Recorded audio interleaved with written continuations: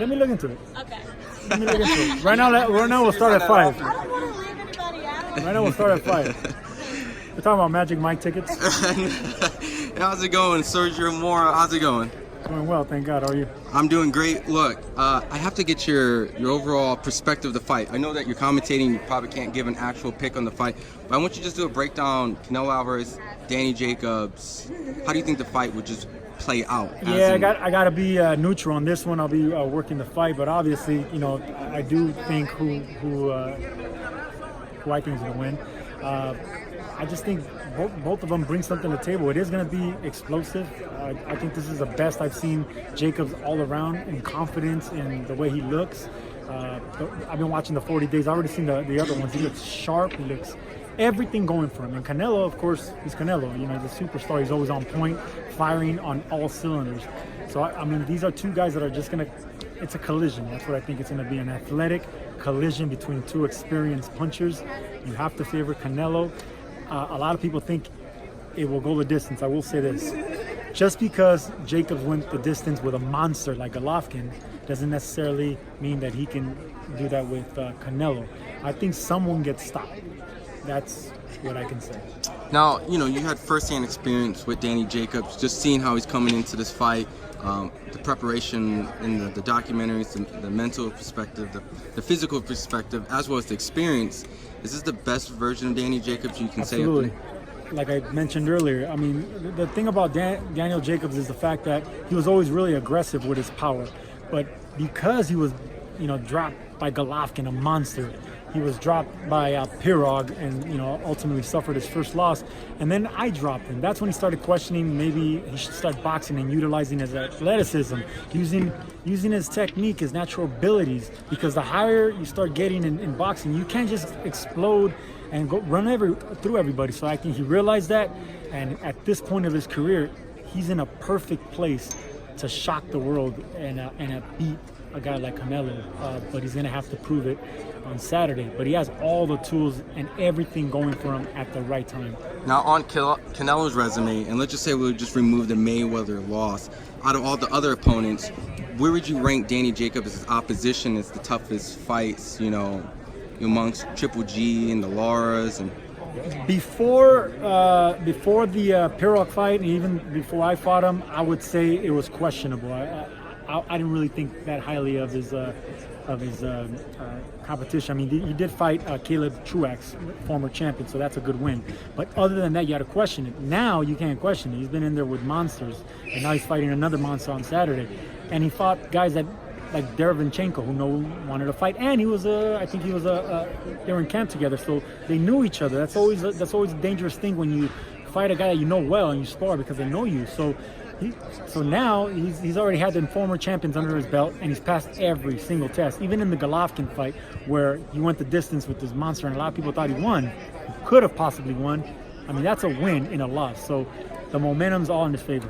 so would you place somewhat top, I mean, Canelo's resume as opposition face outside of Mayweather, would Danny Jacobs be like in the top 3 hardest fights that Canelo's gone into? As far as maybe the whole atmosphere, I guess, nothing's going to top Mayweather. You know, nothing's going to top fights like that.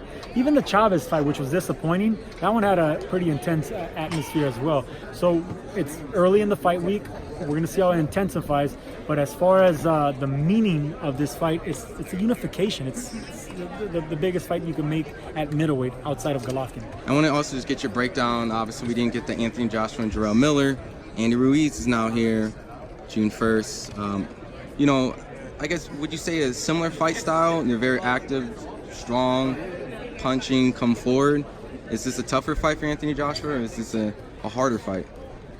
Well, regardless of who he's fighting, it's a replacement. So you have to change everything. You have to change your camp. You have to change your sparring partners, your mentality, and your hunger goes down. Every fighter's been guilty of this. When your fighter, they change the opponent on you with a substitute, and then the hunger comes down and the drive comes down, and you have to stay focused. So these are the things that Anthony Joshua's going to have to fight with. It's not really Andy Ruiz. Andy Ruiz is just an opponent, and Joshua's been fighting guys like this since he was an amateur.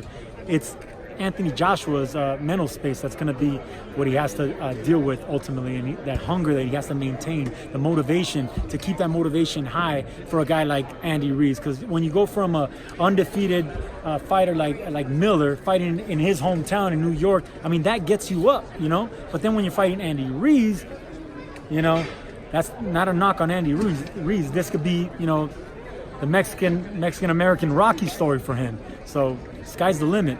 But yeah, Joshua needs to be careful, and he has to stay focused, and he has to have that same drive that he had for Miller. And I got my very last question. I'll let you go.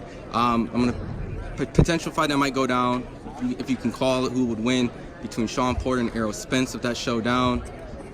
How do you see that? Look, man, I think Errol Spence. I've been saying it for a long time now, but now it's solid and concrete, and people know he's a top pound for pound fighter. Not 5, he's right outside of it at 6. He's an incredible talent, and he's been an incredible talent since he made the Olympics as an amateur. He's just special. He has even his name is special, Errol Spence Jr. So he has that superstar name. He's a special fighter, and I don't think if anyone can give him a hard time, it's Porter. Porter gives everyone a hard time. I think he beat Jacobs in the amateurs as well. And Porter's not a big guy.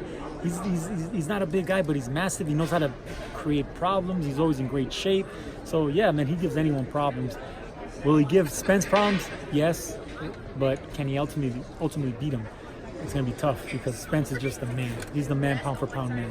Well, look, appreciate you giving the time. We're excited to see you, on the Dazn platform, calling the shots. Canelo Jacobs here Saturday. So, social media for fans to follow you in your journey? At the Latin Snake _. All right, awesome. Appreciate it. Thank you so much. If you enjoyed the video, feel free to hit the like, subscribe, and share. As always, if you want to support us to the next level, head over to the patreon.com/ThaBoxingVoice. We have tons of exclusive from Border Wars, Untitled, betting shows, the list goes on and on and on. But in addition to that, if you guys have questions for fighters, trainers, and promoters, this is where you can submit them. We will run out, get these questions answered, and put it back on the show just for you guys. Appreciate it. Peace.